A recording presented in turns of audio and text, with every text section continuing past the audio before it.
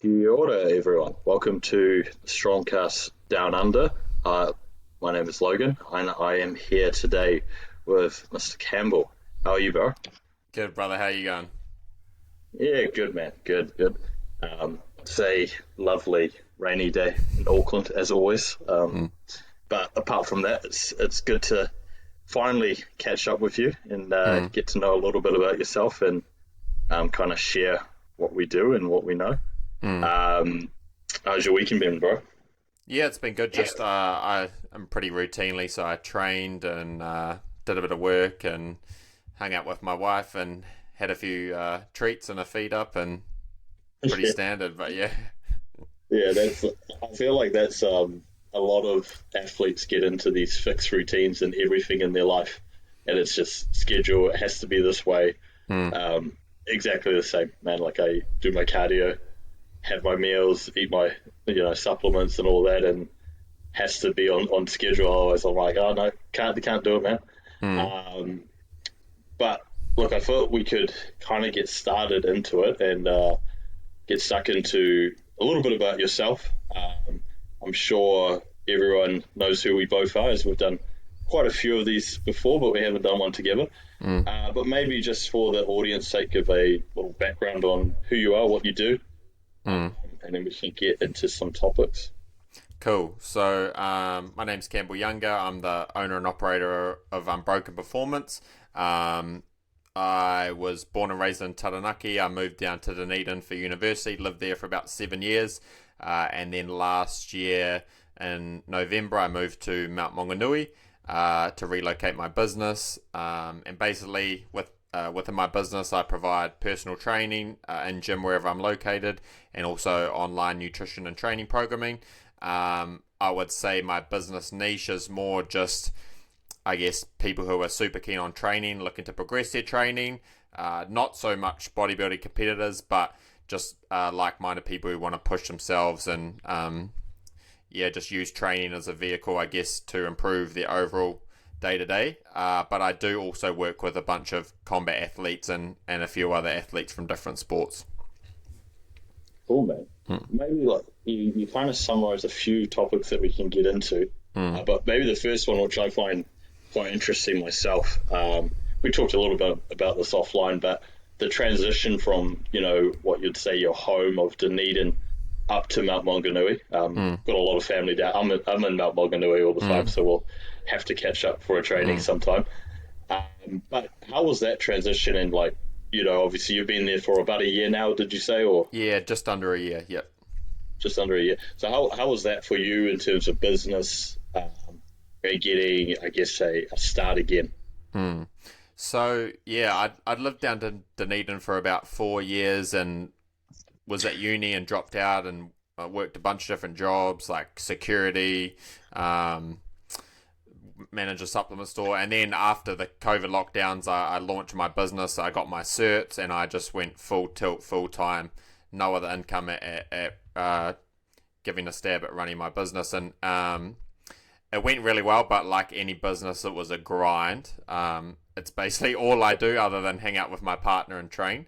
Um, Yeah. but by the time I clocked up about 2.5 years in, I just reached the ceiling down in Dunedin. I was at a point where I was like, okay, I'm doing very well now. But I felt like I had achieved all I could down there. Um, Yeah. so from a professional and business standpoint, I just felt I'd reached the ceiling on Dunedin, and I knew that to continue to grow the business, I needed to go somewhere else, establish myself there, and almost try and duplicate what I'd already done.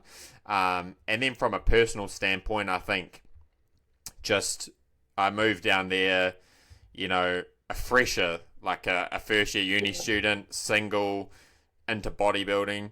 And by this time last year, before we moved, I was engaged, keen on having a family, running my own business, and a little bit more focused on my health and my Yeah. career rather than just being in the gym. And me and my wife, we'd just done our dash in Dunedin and felt that for what we were wanting to do, it just didn't really serve as much of a purpose anymore. And we'd never even visited the Mount or the Bay of Plenty, never.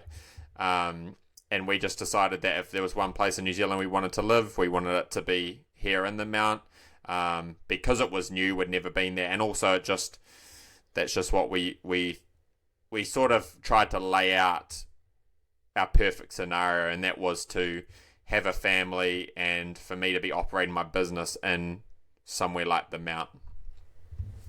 Oh, that's good, man. Like I think with a lot of people, their startup business, you can't really, lack of better words, half-ass it and be half committed to that business. For me, it's not a job for me. Like I don't do it for income. I just help people on the side because I enjoy it and I'm quite passionate about it.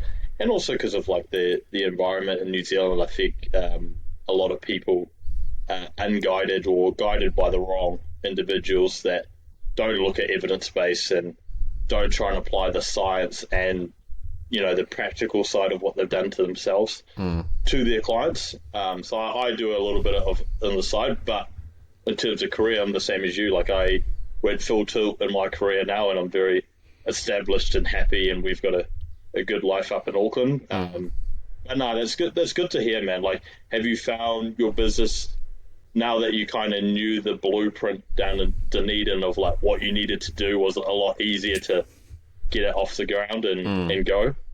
Yeah. So one thing I'd really like to say about just personal training or coaching clients is that I feel everyone really glorifies it and makes out how busy they are with clients and how well it's going. But the truth of the matter, and I'm sure because I've seen behind the curtain now, this is a case for 99% of people who do it. It is a grind because it's a business where clients are coming and going. You have to try and have a high retention rate, especially in the economic climate our country's in. The first thing to go is personal trainers and coaches. Yep. And so it is a grind, but I told myself before we moved, I was like, I'm going to an area that I've got very little network. I've never even been before. I told myself it's going to take me minimum 6 months to even get going. But like you said, I'd done it before. And this time I was doing it with more experience and having a bit of a blueprint. And I'd say it's gone better than I expected. But it definitely still has been a grind. But the appeal to me was more that I felt like I had sort of clocked the game in my vicinity in Dunedin. And I was still working hard and pushing my clients. But there wasn't that nervous feeling of like make or break here, like down in Dunedin. Where moving here to the Mount, it was like I was engaged and now I am married. I've got like a wee one on the way now. I have to make this happen, otherwise I'm literally going to lose everything I've got. And in a sick way, I like that, and I know that's how I bring the best out of me. When I'm in a place that like I can cruise, I'm actually I would say I'm a like unproductive, lazy person. When I'm in a place that's make or break, like I can put the foot down. I function well in that place, I'm smiling because you remind me of myself, where it's the challenge that makes me perform. And I think, the saying of be comfortable with feeling uncomfortable, because that's what's going to get the best out of you. I feel, and you can see it in people's work as well, when they've established themselves and got comfortable, performance actually dips. And and it can even be in like martial arts or bodybuilding. And I did martial arts for 13 years, and especially in that, a lot of people rely on natural talent rather than hard work. And you could see it, the guys who actually grinded and worked really hard would outperform people who they shouldn't at all. And it's really interesting you saying that, because it just aligns with what I kind of see in myself. And I'm always at my current job, I'm like, okay, what's next? Like I've cracked this. What's the next piece? And then they keep pushing me to go better, which is good, man. All right. So like in terms of your current client base, you said you had a mixture of, some bodybuilders, martial artists, regular people. Mm. How's your approach to them? Do you feel like you have to change your approach based on client or needs, or how do you feel like you get the best out of your clients?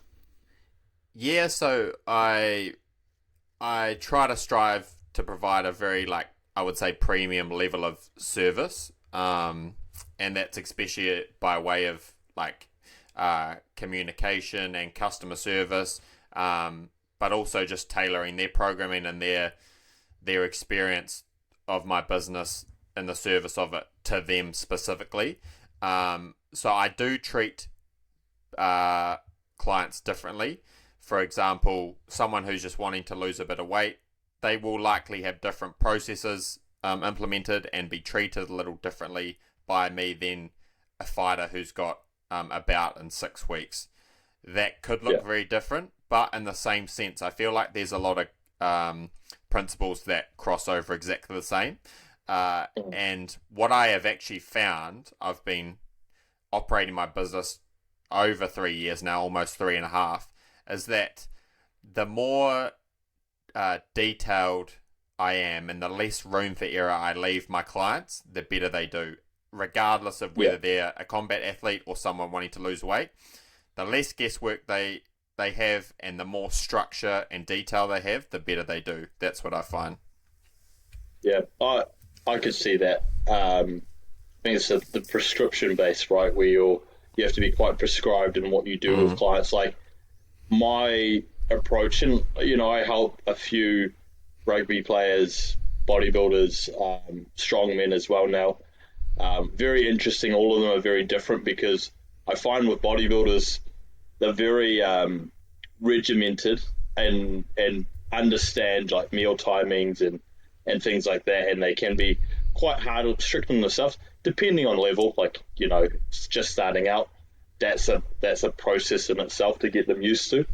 But when I look at everyone, it could be one client I'll say, okay, we'll just do macro base. You understand, food choices. Let's do low FODMAP, and then let's just hit these macros. End of the day, it comes down to that.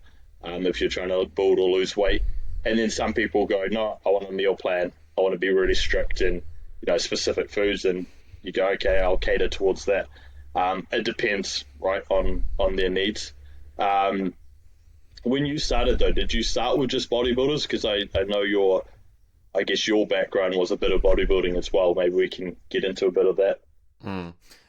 No, completely opposite. I started with no sort of, I guess, bodybuilding focused clients, and I never really have got into that. At the start, it was even more so just combat athletes, because what happened is I'd sort of like trained hypertrophy style for like a number of years, and then I did a bodybuilding show in 2016, 2017, 2018, and then I sort of just ended up in this whirlwind where like I dropped out of uni while I was doing that. Like I was like kind of had a few bad relationships while the bodybuilding was going on. I was working a bunch of different like part-time sort of under the table jobs, and I got to this point where I literally just hit zero in terms of money and everything, bro. Everything was just at zero, and it was a bit of a shock because I was like, I'm actually not an idiot, like, and I don't really party or anything, but I'm running at zero and I can't do this much longer. And I just essentially was forced out of the bubble of bodybuilding I was in. And I was a bit sick of it all. Not the training. I love training. And not the discipline of competing and that process. I love that still to this day. But just that bubble of like, I don't know, the self-focus and the comparison and just always focusing on, I guess, yourself. From a cosmetic standpoint. And once I got out of that, I was like, I think I want to just start training in some way that's just a little bit more strictly about performance and skill. And so I got very into kickboxing and a little grappling, and I got involved in a local gym down in Dunedin, and got to know a bunch of those guys. And I was very spoiled because I was around some great athletes straight away. And before I even started my business, and before I quit my job and started full time, I was basically training a professional kickboxer in S&C for a King in the Ring tournament in Auckland, which is like a pretty popular tournament a lot of people know about. So I was very spoiled for who I was around. It's a bit strange because Dunedin's obviously like I don't know how to say it. Like, it's not a glamorous city, maybe. Like, it's a cool, it's a cool city, but it's down south. It's freezing. There's a lot of people on the piss, rugby, that sort of thing. But it does have a good combat scene. Like, so I was very fortunate. And then I just automatically transitioned into that, and I've trained a lot of awesome athletes, and especially earlier on, I was very fortunate in that respect. That's cool, man. Like, find the bodybuilding, the piece that you talked on, quite interesting and kind of aligns with where I'm at now. So maybe we can discuss that, which was, you said you kind of were stuck in this bubble of, never ending spending money on what probably you thought was the same as me, which is like on what, like I don't really know what the end goal is and what am I trying to achieve. How was that like? And actually, you know what, I might cover a couple topics on this because you actually mentioned relationships first, so maybe we'll start with that. How was the relationships during bodybuilding? I used bodybuilding to deal with my emotions. So what essentially would happen is if something negative happened in a relationship or anything else, I would just deal with that by immersing myself in bodybuilding. So, for example, the first show I did in 2016, it was a horrendous experience, but it was the first one. The second show I did in 2017, it was a much better experience. I did really well. I enjoyed it. I did it sensibly, and it made sense because I was rectifying the mistakes of the first show. The third show was a shit show, and it was kind of pointless because there was nothing more to gain. I was still just in under 23s. It was the same show in Dunedin. I didn't have anything to prove to myself because I'd done the process. I'd done it to a high standard. I'd corrected the mistakes of the first show. But I really honestly just did it because, I was putting my emotions of bad relationships or just struggling financially into bodybuilding. I was masking it by doing bodybuilding. And it was just, that was the natural thing for me to do. Oh, if things aren't going well, I'll just prep. I'll just deal with it by prepping. And what you don't realize at the time is you're just digging yourself a deeper hole when eventually you're going to get forced out of that bubble, I find when you're prepping you have these blinders on and all you're thinking about is when's the next cardio session, how many steps do I have to do, how many meals do I have to eat today, when's the next adjustment, I've got 10 weeks to show day.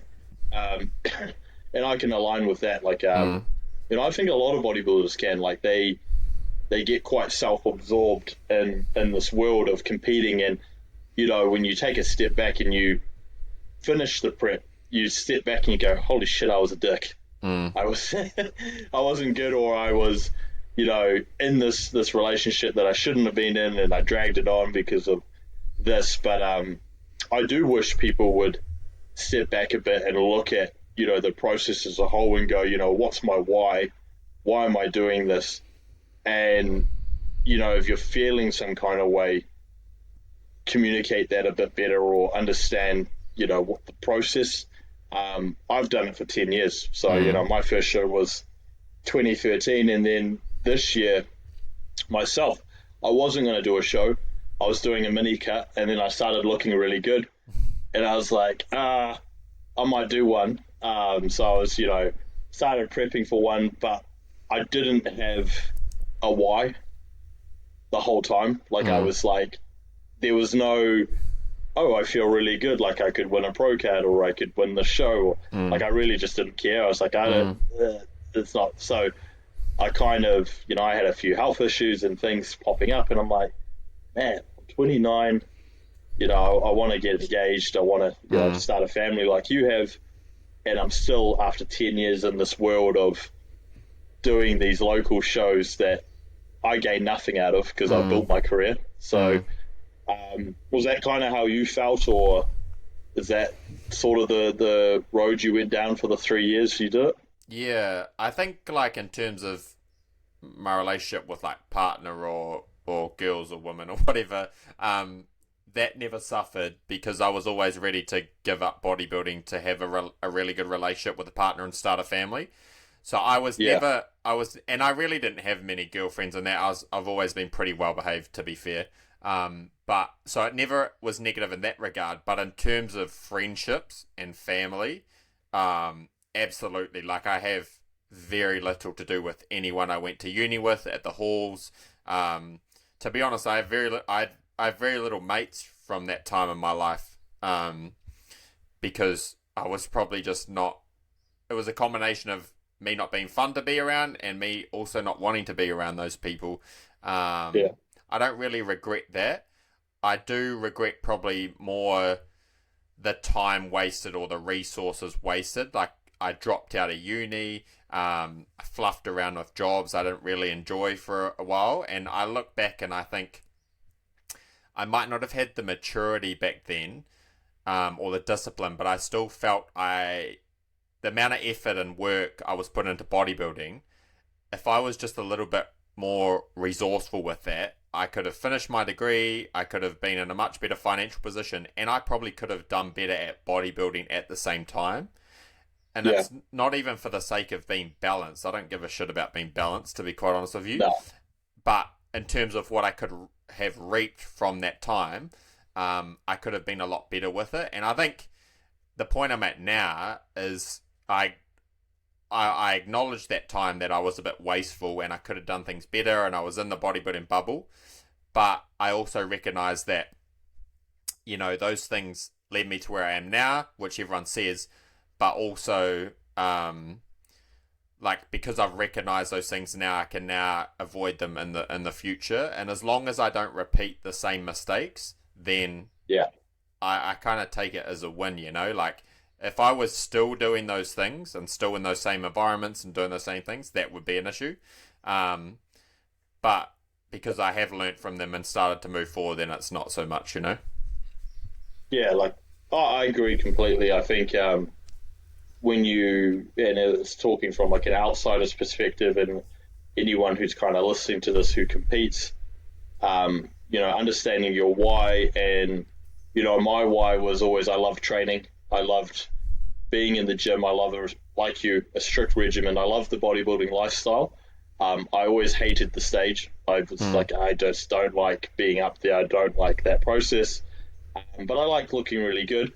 Um, if that's your why, then kind of do it for yourself. mm, That's what I would say. Like I just I don't think people have an understanding of what they're trying to do. mm, And I actually I'll share an interesting conversation with you that I had with a good friend.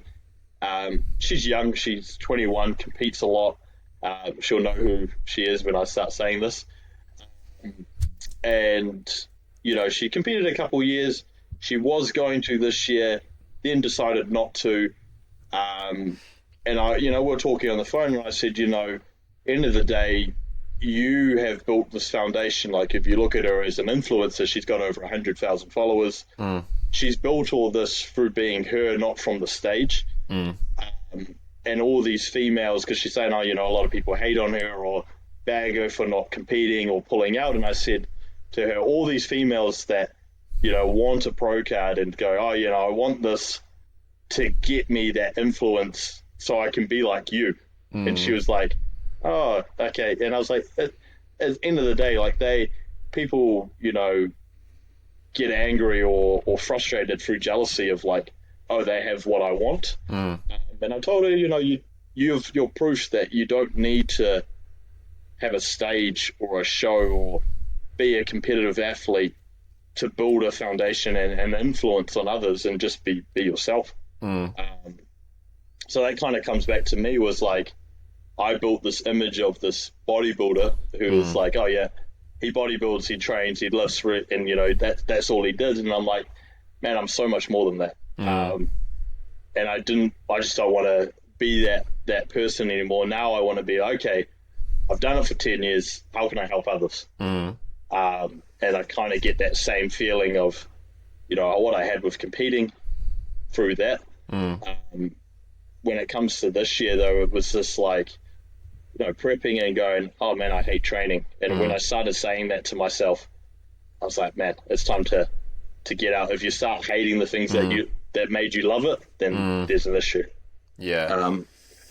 Yeah, man. I think the identity thing, like attaching your identity, people do this to everything, their careers, all different sports, but I think bodybuilding in particular, it's something that people just really attach their entire identity to. And you see, I mean, I was that person, and luckily enough, I've removed myself from that, but I see people older than me with like families and stuff and jobs, and I'm like, I can see they're attached to it. And it's a little bit sad sometimes, because you were talking about your wife are doing it, and I mentioned before, like, when it's your first one, there's an important reason there, because you want to prove to yourself you can do it. Okay, you've proved you can do it. What's next? And I think, obviously, for some people, they progress through the ranks. Obviously, it's few and far between, but, like, they might have a reason. Maybe it's their pro card. Maybe they become a pro, and then maybe they might have, like, a little bit of financial incentive and sponsors. But when you're rational about it and you don't have any of that, like I did, and I knew I wasn't going to be like Mr. Olympia, I knew I wasn't going to be a professional bodybuilder making a lot of money.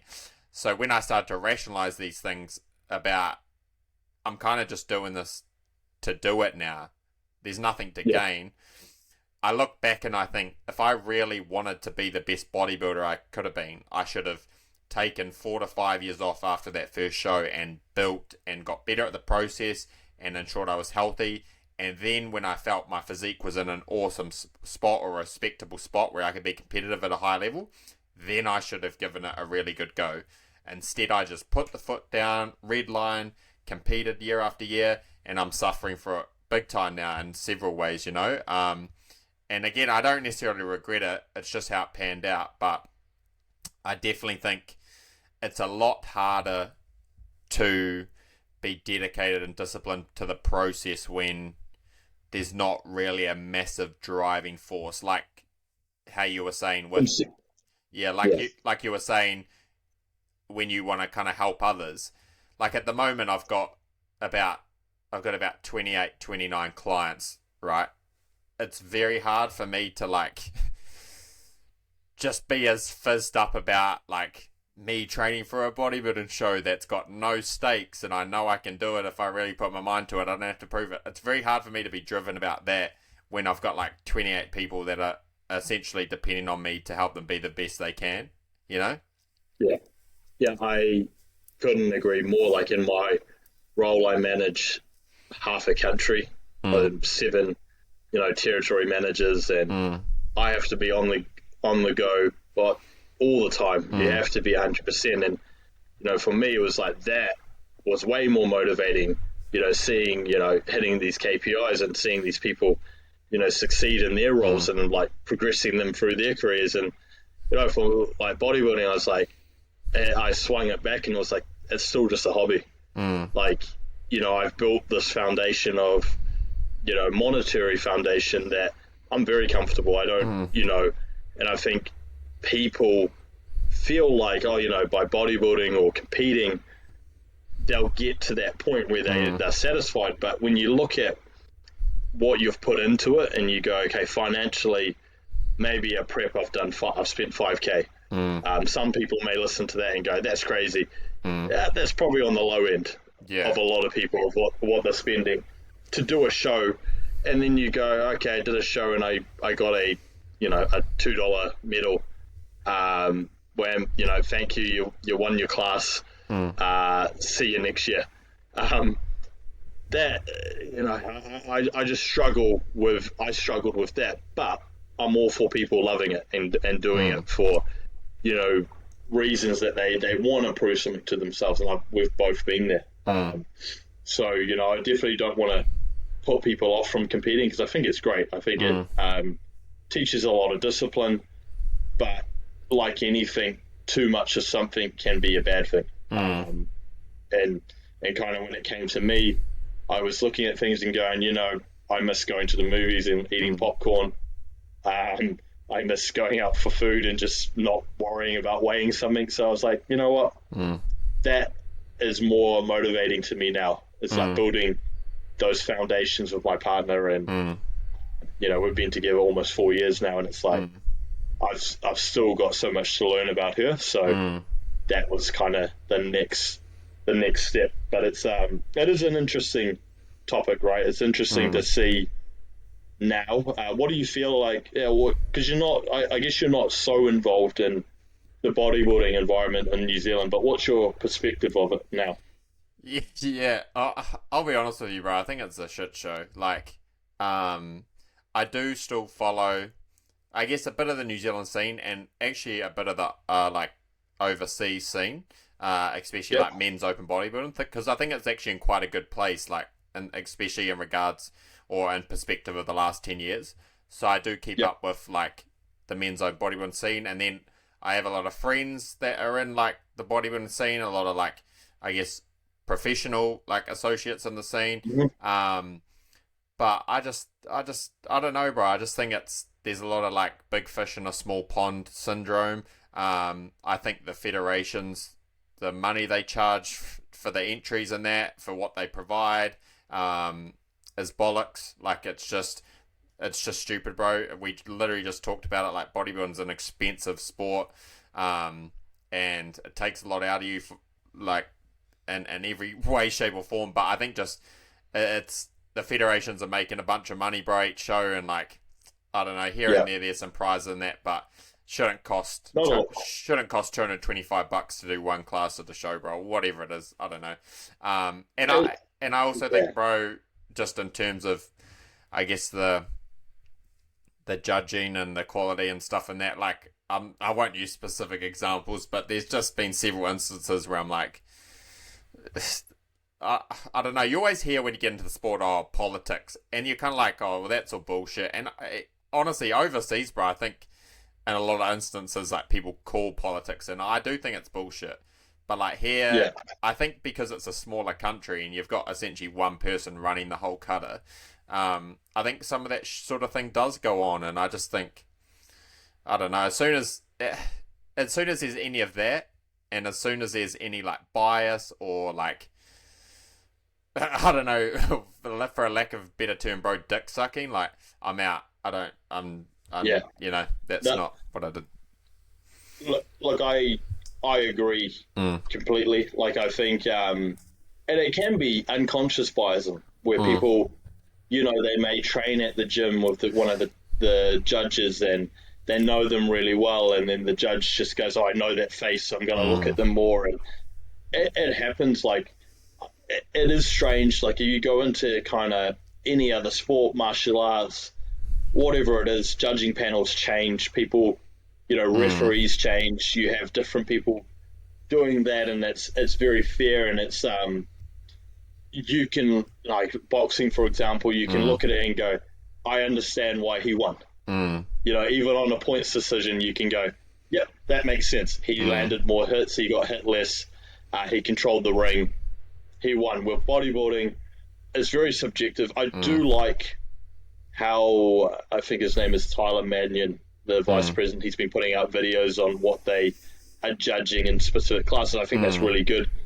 And I agree completely. I do feel like the open bodybuilding scene is the best it's ever been in the last 10 years, easily. Ever since kind of Jay retired, I would say. But it hasn't translated to where we are, unfortunately. There's some incredible athletes in New Zealand. There's one guy who's doing Waikato next weekend who I know will clean up the show. I won't mention his name, but he'll be on this podcast soon. And that's exciting, but it is sad seeing, what you would see where you go, okay, this person is judging, but he's got clients in the show. It's like, what's that? On the other side, though, there are other federations in New Zealand, like my mate just won Mr. New Zealand for WFF, and he sent me a photo and he goes, bro, I won a vacuum cleaner. And I'm like, crack up, but like at least you go home with something. Like you go home with a $400 or $500 vacuum cleaner. That's cool. Like at least it's something where other federations or other shows, it's like you get nothing. Man, I went to one show where clients or people who won their classes didn't even get medals because they ran out of medals.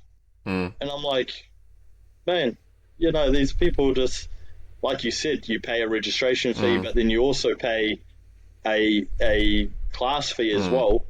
So you're spending like $500 to compete, and you don't even get anything.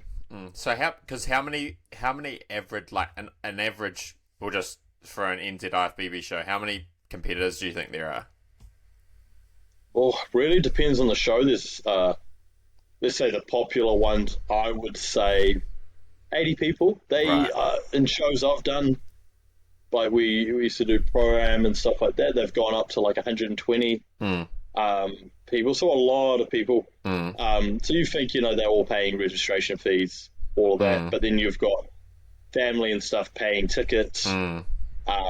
So and look, end of the day, I will say it is a business. Like if you've cracked it and you go, okay, I've got to make money, good on you, make money. But I think to continue your business to run more efficiently, it's like, what can you got to spend to give to make more. So like, what can you give back to people that makes them go, I want to come back. Or just, do you know what, even more so than like even the judging, or even like I guess prize money or any of that stuff, probably the biggest, like, I guess, tick I have with it all, and the reason why I'm just not really involved in it, is more the culture of it all. And we've literally just spent 20 minutes before talking about how you get stuck in the bodybuilding bubble, and like that can have quite a negative effect, where I feel like the culture feeds people into that bubble even more, especially the wrong people. And I think the female side of the sport, bro, like is the worst for it, because it obviously can take a bigger toll on them. And just from my opinion, like I'm sure someone will disagree with this, but I feel like there's less to compare from a physique standpoint in the female divisions. But it seems like a lot of those girls are the ones that are like enthralled in it the most and pushed into it the most. And it's super sad to see, bro, because to me anyway, the idea of a female as well, like losing the ability to be a mother, or suffering in relationships or whatever, that's the worst thing to me. And it's just not nice to see everyone, not even just girls, but just people who are enthralled in the sport, and then they're almost encouraged to do that. And I'll give you a real good example, because I've told this a bunch of times, but a couple guys I was friends with down in Dunedin who were like open men's bodybuilders, like they're pretty big dudes. They were up in Christchurch watching a show one time, and the head of the federation came out to them and asked like why they weren't competing in the show, and they said they were taking some time off to grow. And the head of the IFBB basically said like he could put on 25 kgs in 3 months. And so one of these guys, even though he's a nice guy, he's not the brightest dude, and so he took that upon himself to try and do that, put on that amount of weight that fast. And this is a guy who's already like very extreme with the sport, taking like PDs, probably not super sensibly, lives a pretty hard out lifestyle recreationally as well. And he's going and trying to do this because the head of the organization said that he could do that. And it's like, it's about context, and also like that's just irresponsible, and it's just stupid, and like it's that sort of thing that irks me, bro. Like just people saying dumb shit, like telling people to put on a stupid amount of weight in a quick amount of time, or oh, you're not competing at this show, or that's not good. Like, or maybe they just got something going on, and they need a breather, or maybe they are trying to grow and get better, like just I don't know, bro. That's the stuff that I have an issue with, What you just said nailed it to a T, man. Like I look at that stuff, when people say, oh, why are you not doing the show, or why are you not competing, or they're bagging on like my friend online and all that stuff, and I'm like, you know what they've got in their family going on, like in their personal life, mental health, things like this. Like, I think it all stems for me down to that. Like, I'm like, I want people to be happy. Like, you shouldn't be encouraging or forcing something that isn't there for them at that time. It may be there in the future, but at that moment it's not. And that's fine. And like you said, this is kind of where I want to help people more, is there's the irresponsibility of, coaches and athletes who, do a show and then they think they're a coach and they go, like you said, it could be anyone that says, I can put 25 kgs in 3 months. And well, look, I could, yep. It's not going to be muscle, but I can I can put on that weight. I can also F up my blood pressure, fuck my lipids up, fuck my kidneys up, and ruin my life in 3 months. That's cool. So if you want to do that, that's fine. But to put that out there, like you said, it's context, right? If you've been that size before, then yeah, of course you can, because muscle memory, it's very easy to gain what you've lost. I'm sure like, I find it very easy to maintain a certain body weight now without really trying and going, I can stay relatively lean at a certain body weight, around 100 kilos, pretty easy. I don't really have to try.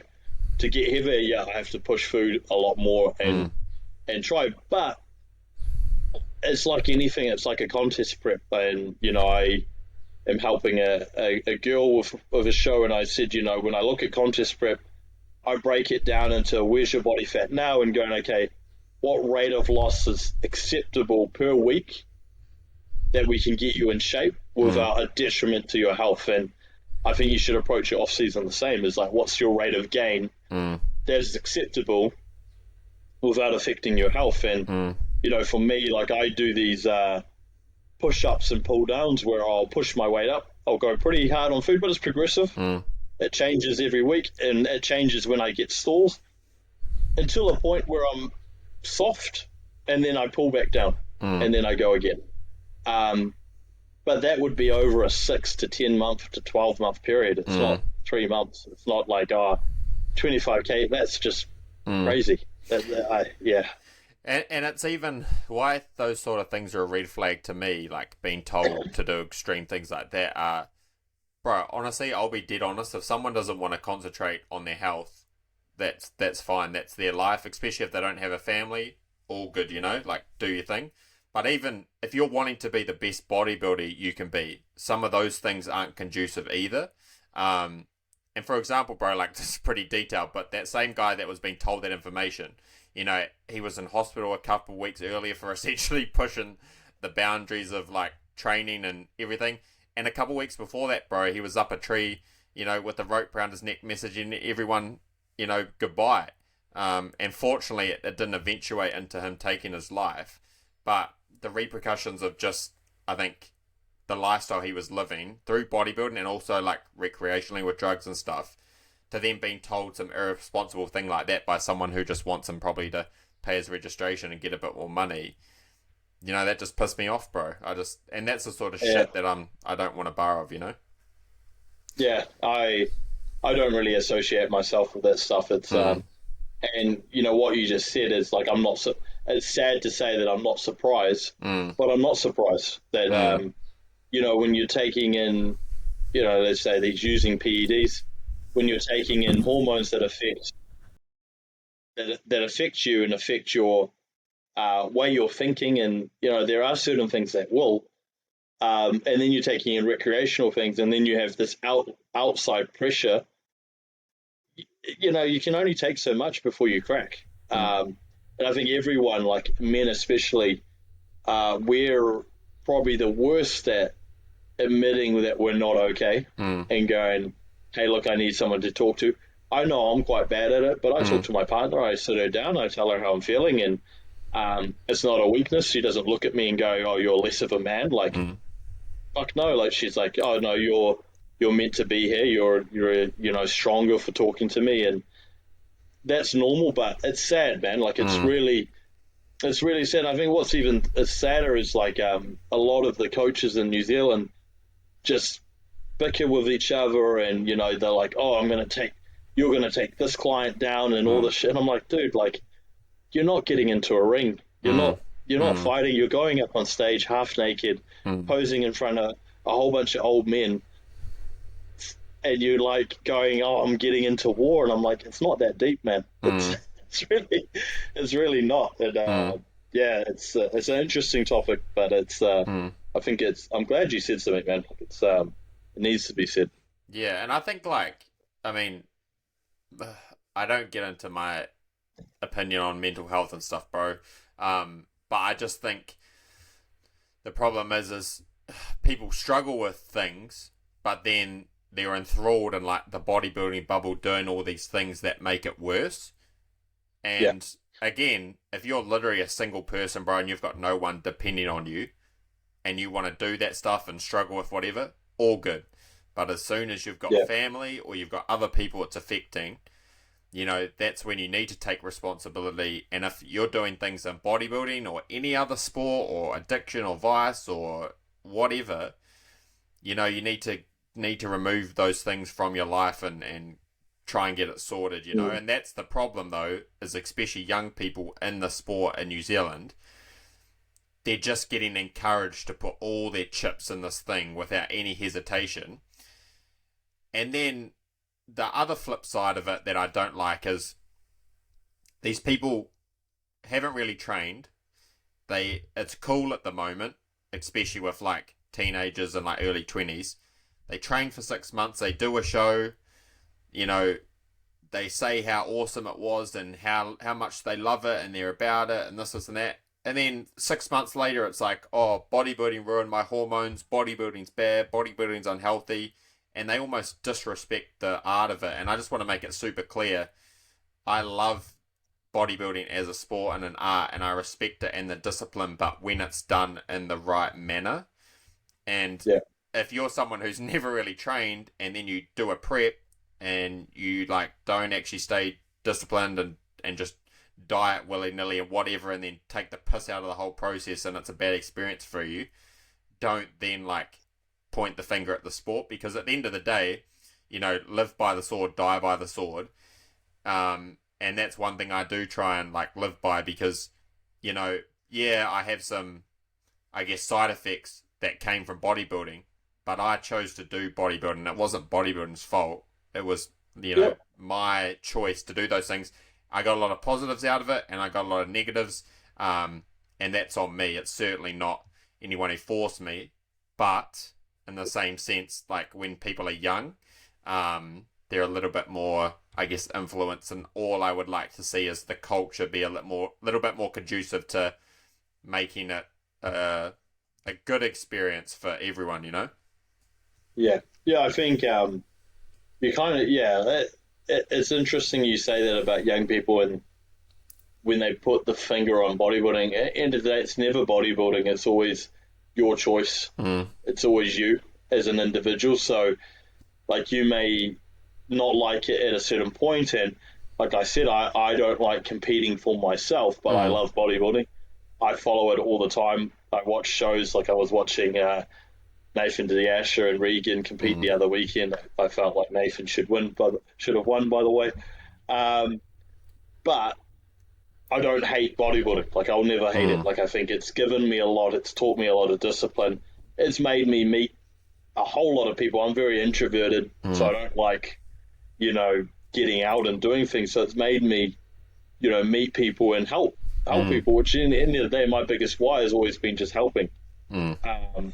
So yeah, it is funny you say that, because I see it a bit as well, where like they start bagging on it, and it's like, well, no one told you to take those drugs, you did, Mm. you know, or like if someone did, end of the day, you're the one who had to do it. So Mm. I do wish younger people would.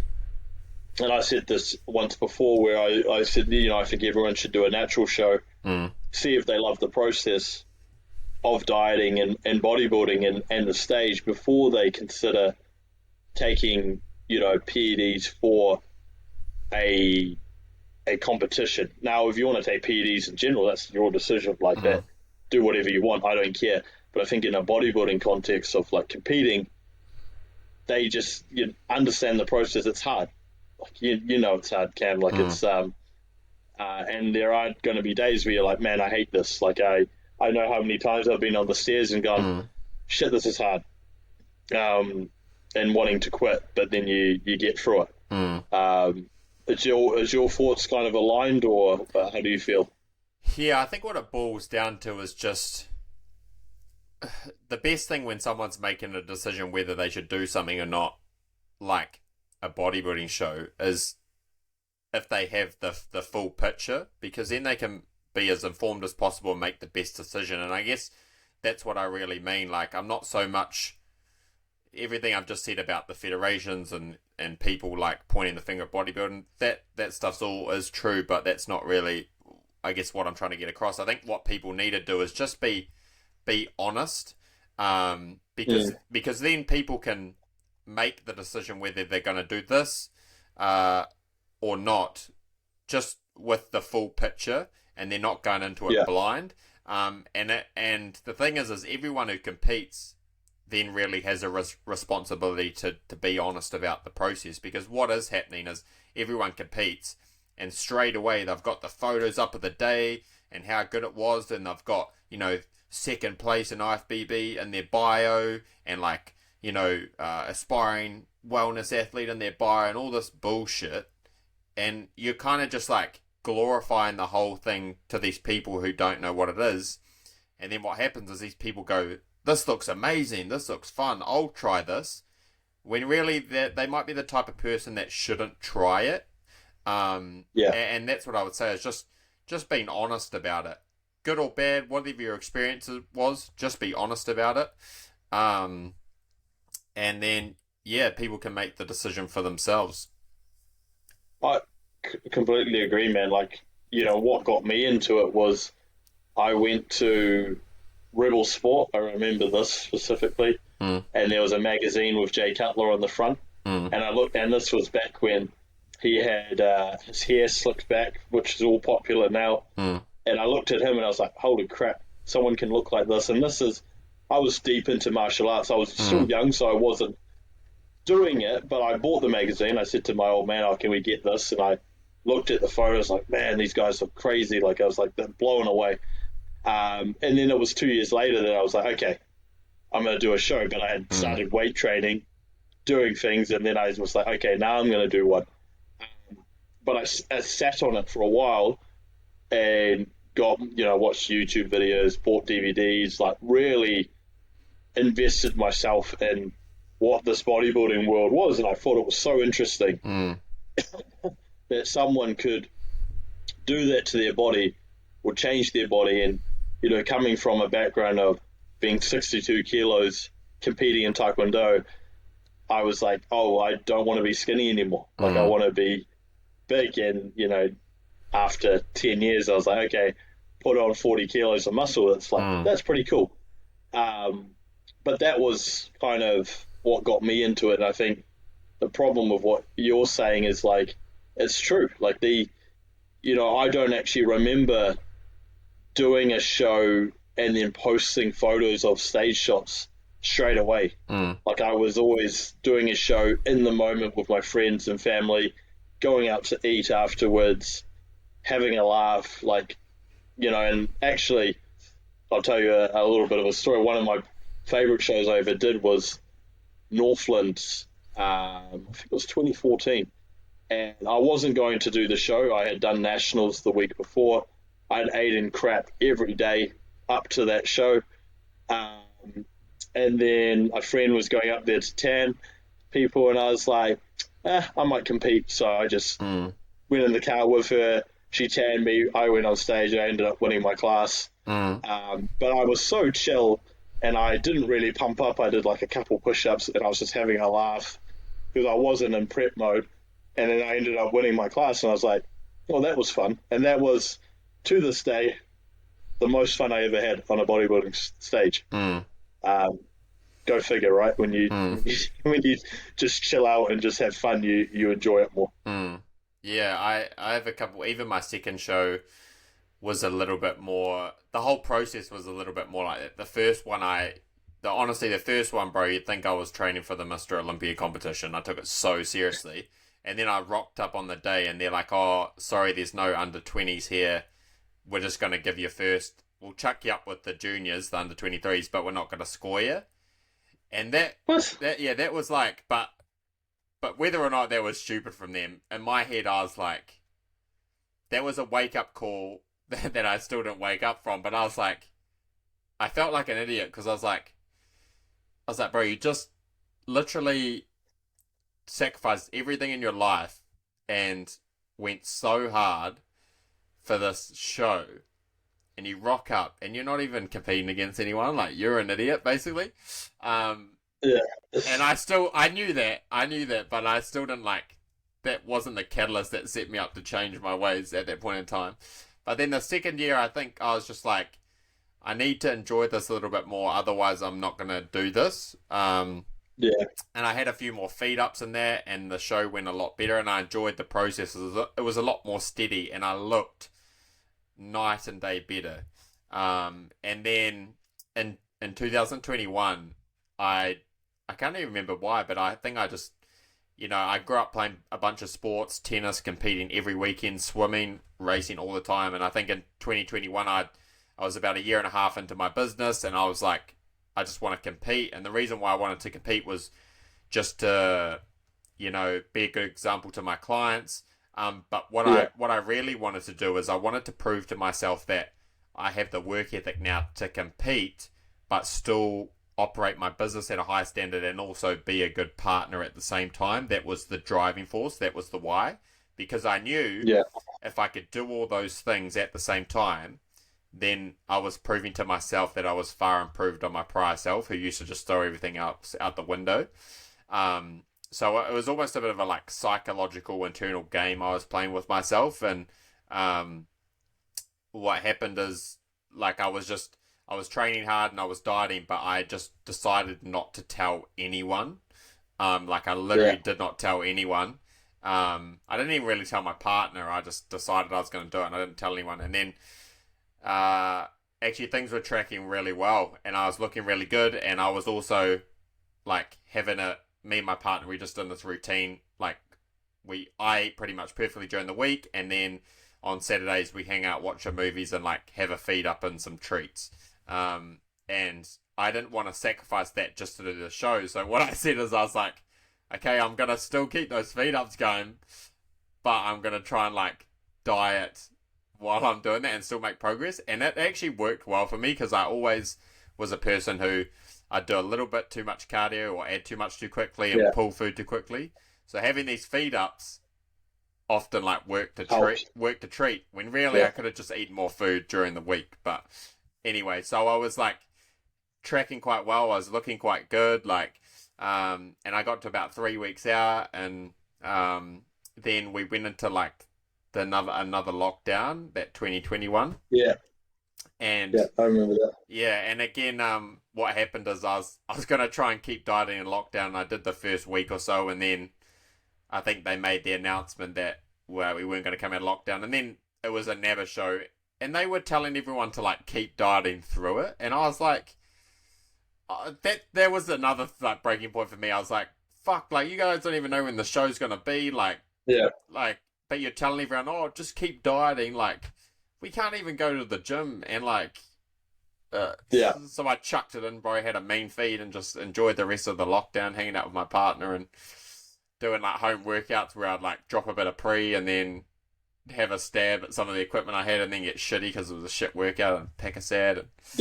But yeah, so that was the last time I really had a stab at doing it. And it was actually going quite well, bro, again, because I didn't have so much time in the day to focus on bodybuilding.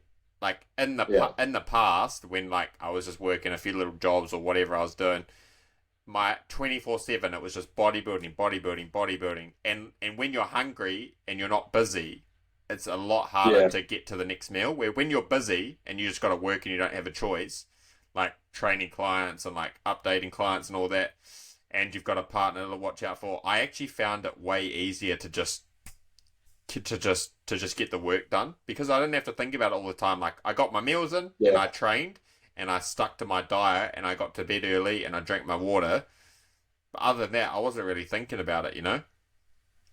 Yeah. Mm, No, that's I was laughing because this year was the same thing where I was doing a mini cut and then I made the decision 12 weeks out. I was like, all right, I'll do the show. mm, And then I didn't tell my partner. And the funny thing is, she's taking my chicken pictures, right, mm, every week. And she's like, you're looking quite lean. You're mm, looking very lean. And every week I'm getting leaner and mm, leaner. And then I was like, I might do Waikato. And then she's mm, like, I knew you were the whole time. mm, And I was like laughing about it because I was just like, it's the exact same thing I went through. And then it was like 3 weeks out or 4 weeks out, and we were in the car, and I said to her, I just don't want to do this. mm, And then she was like, what do you mean? And I was like, just, I'm not enjoying it. Like, mm, I don't know why I'm doing it. Like, I just sat there and we spoke for like, we were supposed to train legs, mm, and we spoke for like ages, and I was like, I don't understand why I'm doing this stuff. mm, I can't find my why, and I couldn't mm, like justify it at all. mm, So then we went and got burgers. mm. Nice. So I went and got a mean feed, and then ate some Ben and Jerry's, and Mm, I woke up and it was like this mountain of pressure and mm, stress off my shoulders. Because like I would upload photos, and my Instagram's quite private, but I'd upload photos, and then I knew like as soon as I posted something, people would talk mm, and say, "Oh, he's coming." I was like, I don't really care, man. Like mm, it's not for me. But that moment of like when the pressure's off and you mm, enjoy that feed, man, I feel like there's no better high than mm, that of like with your partner, mm. just eating food and enjoying it. Eh? I think though, like when I had those moments in the past, I wish I acted on it sooner, kind of like you did then, because Yeah, I'm not really sure why, but often when I'd have those moments, I just wouldn't. Even though I knew exactly the same feeling you were feeling, I just yeah, keep going, and what I wish is that I just made those changes at the time because I felt like I would have just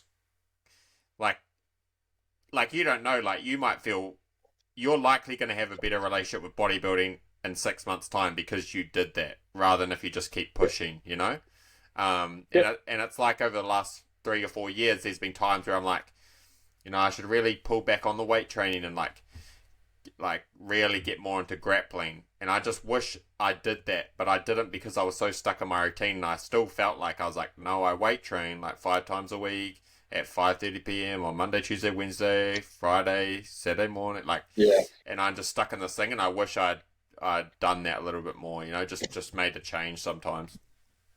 I think it's for me. There was two things that were, I would say, it made me afraid. It was like the fear of change, Mm, especially when you're so stuck in a routine for 10 years. You're like, what do I do? mm, And then the fear of like losing that identity of like I compete, I do bodybuilding. mm, Um, and then I realized like when I posted that I wasn't going to do it, man, I got a lot of messages and a mm, lot like no one said to keep doing it or pushing yourself, or they were like all happy for me, and I was like, man, that made me feel good mm, to see that people actually care about me.